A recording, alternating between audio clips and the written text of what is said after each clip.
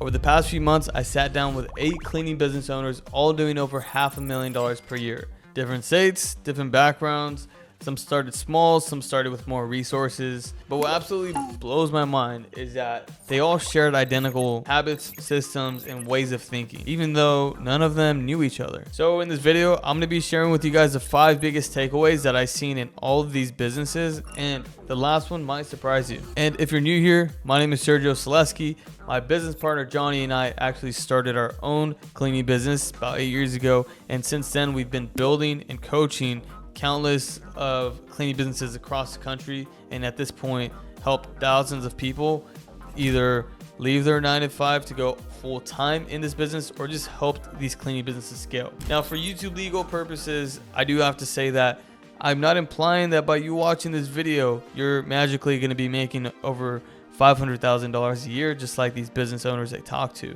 So that being said, let's get into the video. So the first biggest takeaway that I've seen in all of these businesses is that they all had good cleaners. Now, if you're watching this video right now, you might be thinking, well, it's really hard for me to find good cleaners. The thing is, all these business owners, they feel the same way, or they have felt the same way at some point in time. But as a result of following the system that we provide to them at Home Service Academy, they have found that this saying, ABC, always be recruiting, it's a funny way of saying always be hiring, is so true, and it actually helps you find good quality cleaners, because the reality is that there's countless cleaners out there, but it can feel like finding the good ones is like finding a needle in the haystack. And when I talk about a good cleaner, I don't only mean that they can show up to a house and clean a toilet and it looks good. I'm talking about someone that is reliable, someone who shows up on time, someone that communicates well with you and the customer and does a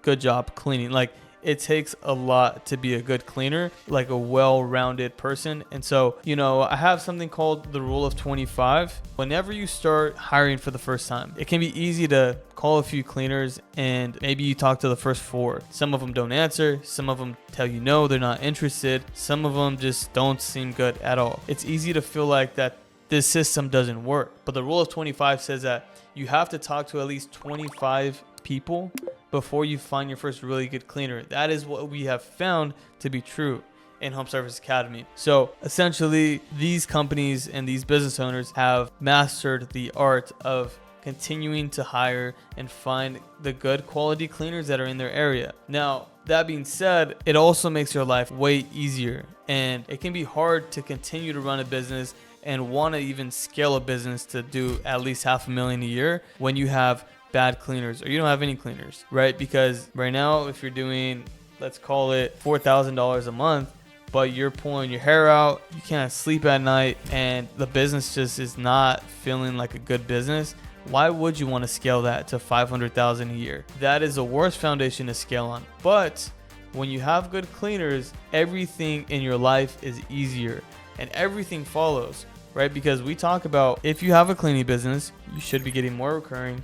You should be getting a ton of reviews, 5-star reviews to build your reputation. You should be getting more referrals. But how can you do that if you have bad quality cleaners? The takeaway here is that you need good quality cleaners and you need a good process to get them. Now, the second thing is that knowing your numbers allows you to scale. And now the crazy thing is, and which leads me to my next point, is that all of these business owners mentioned something that directly ties into this. And it's the idea that you have to know your numbers to be able to scale. So what I mean by that is, in the cleaning business, you have key metrics. You have certain numbers you want to hit. For example, if you get leads and you're getting people calling your business, you want to be able to close at least half of those, 50%. That is a good metric to hit.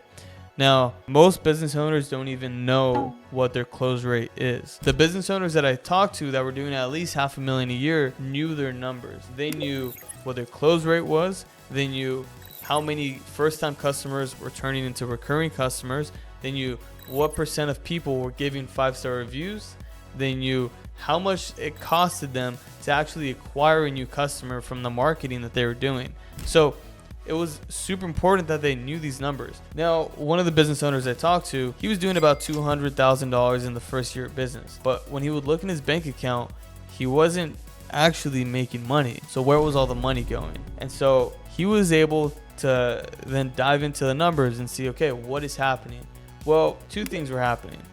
One, he was spending a lot of money to acquire new customers. And so it's not the worst thing in the world. But when you pair that with not converting enough people, or pretty much any people, to recurring services, now you're just paying a bunch of money to service someone one time and probably doing a little bit better than break even. And so yes, his business made $200,000, but since he was paying so much to acquire these customers and then not getting them on recurring services, he wasn't making any money. So what did he do? He first understood what his conversion from first time customer to recurring was. But once he understood that number, he was able to take this to his team, which at the time he had one virtual assistant basically doing the answering of the phone. He had a 9 to 5, and this was a person who was in charge of upselling someone from first time customer to recurring. And so he said, hey, look, this is what the number looks like now. Maybe it was like less than 5%. We need to get this to at least 20%. And so every single week, that is a number that they paid attention to. After doing that for weeks and weeks and weeks, the next year, he was able to get his business to doing $500,000 a year. And then on top of that, 75% of that revenue was recurring revenue. And so he completely flipped his business from not very profitable to now very profitable, very predictable, and just a recurring machine. But he would have never been able to do that had he not known his numbers. And so it was a recurring theme with all of these business owners that I spoke with, that they were able to know their numbers and then identify what these bottlenecks were in their business so that they could actually fix those specific problems. So you got to know your numbers, but this brings me to my next point. Good systems equals good business. So once you know your numbers, the next step is you got to make sure your business is running smooth. Someone that I interviewed had a really good close rate, consistently really good close rate. And that was with good, strong pricing. And it wasn't him doing all the sales. He actually had his own VA that was doing all the sales and taking the inbound calls. He was making sure that his VA was following the sales script and continued to follow the sales script, and that was a good system that he had in his business. Now, most people that run a business smaller than 500K a year run their business off of memory. Okay, if it's just you in the business and you got a couple jobs here and there, cleaning houses, cleaning buildings, maybe it's not that big of a deal, right? Well, what happens when you hire more cleaners? What happens when you hire a virtual assistant, an admin, someone who's going to answer the phones? Yes, you can tell them how you do it, but are they going to remember, right? Probably not. A system is something that needs to be followed. You have to tell them over and over again. So meanwhile, you could get away with no systems and you knowing everything when you're doing 10K a month. That's not going to fly when you're doing $500,000 per year. And if you haven't already experienced this before, you will start to experience it as you grow, because what's going to happen is you're going to have cleaners that aren't following the proper system, and then customers are going to be upset. Or maybe you have a VA that doesn't set expectations properly. So instead of having so much pain in the business, you can simply just have good system. Basically, you want to have an SOP, and it explains the whole process, and you want to make it as simple as possible. I like to have a checklist. So the easiest example of this is you're sending a cleaner on a job. What specific things need to be hit if they're cleaning the kitchen, right? That is a process and a system. You're going to want to implement that in pretty much every part of the business. So I drove the point here that good systems equals good business. But one of the most important systems that's in your business is a good sales process. So if you're a business owner, you know that money is a lifeblood of your business. You need sales to continue to run your business, grow. Now, you'd be surprised how many business owners I talk to that don't have any sales process. So you want to make sure that there's 3 main components to your sales call. So one, you have to have a frame. When someone calls their phone, they basically say, "Hi, my name is Sergio." Maybe they say this is ABC Cleaning, but from there it's, "How can I help you?" And then they let the customer actually take control of the conversation. So then the customer has full reign to be able to ask any questions they want. And usually it goes something like the customer asking, "Hey, I want to get my house clean. How much does that cost? And then the person's like, well, it depends. And then the customer's like, well, I have this house, but there's not much structure to that call. And so as a result, you have a customer that basically takes control of the conversation. And when you throw out a price, it's purely transactional. That is a wrong way to do it. We actually want to set a better frame by saying, okay, so the way that these calls normally go is I'm going to ask you a few questions because I want to understand a little bit more about you and your home. And then from there, I can make the best recommendation on the clean and get you an accurate quote. Sound good? So now I've set the frame that I'm going to be asking you a couple questions. And that opens up the conversation for me to guide where I want the conversation to go, which is the second pillar to having a good sales process, which is discovery. I need to understand what is, like the situation with your home, because someone that got their house professionally cleaned a year ago is a lot different than someone that's got it cleaned a month ago, or someone that's never had it professionally cleaned, right? Those are very different situations. But then the second thing is that most people don't do is you have to understand why they're getting the clean done. Is it because there's a party happening? Is it because they're tired of coming home to a dirty house? There's so many different reasons why. And so by understanding their pain point of like the dirty home and why they're getting it done, then I can start to really understand what they need and tie back my solution, which is my cleaning company, to their specific problem. But I can only do that if I ask the right questions in the discovery phase. Now, the third part is you want to have a pitch that doesn't only focus on the price, but also focuses on the value. So instead of me saying one price and just saying, yeah, based on what you told me, it's going to be $473. Instead, what I'm going to do is I'm going to say, all right, Susan, so if I have this correct, you have this 4-bedroom, 3-bathroom house. It's about 1,700 square feet, and you just had a kid, so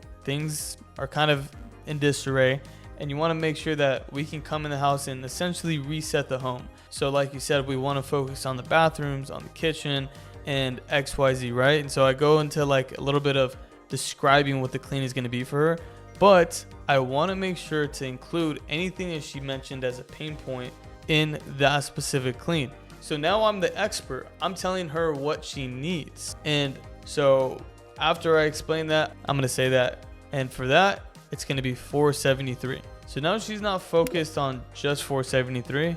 She's focused on all the value she's going to get with that and how it sounds exactly what she needs. And with those 3 pillars in your sales process, you can watch yourself go from low close rates to 50% plus, or if you're closing way up here, but your prices are way too low, you can raise your prices and you'll still be closing 50, 60%, which is the goal. Because most people feel like they have a leads problem, but like a good amount of those people actually have a sales problem because they're not able to effectively convert enough leads to customers. Finally, the point that I told you might surprise you, the one that separates the good businesses from the exceptionally great businesses, is the fact that the best businesses can keep good cleaners longer than average. Now, if you're a cleaning business, you're watching this, or you're someone that's new in the cleaning industry, you probably know that cleaner churn is very high in this industry.